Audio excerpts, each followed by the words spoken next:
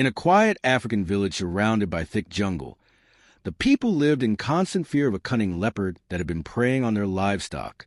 Every morning, villagers woke to find missing goats, shredded fences, and deep claw marks in the earth.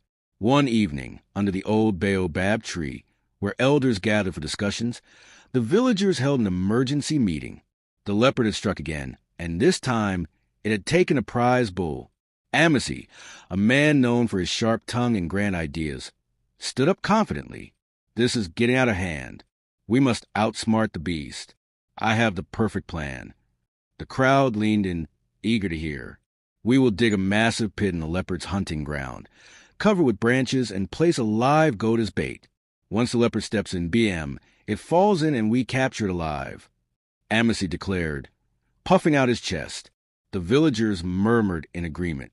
It was indeed a brilliant idea. The village elder, an old man with a weathered face, nodded slowly. "That is a wise plan, Amasi. Since you've thought of it, you shall lead us in setting the trap." Amasi's face froze. "Me," he stuttered. "Yes," the elder replied. "You seem to understand the leopard's movements best. You will guide the team into the jungle and execute the plan." Amasi swallowed hard. He had never actually faced a wild animal before. Talking about it was easy, but leading the charge?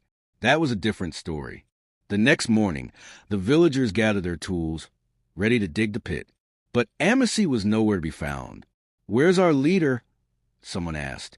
Minutes later, Amasi arrived, walking slowly. I have a terrible headache today," he said, rubbing his temples. "Maybe someone else should take charge." The elder sighed. "Are you afraid, Amasi?" Amasi straightened up. "No, of course not.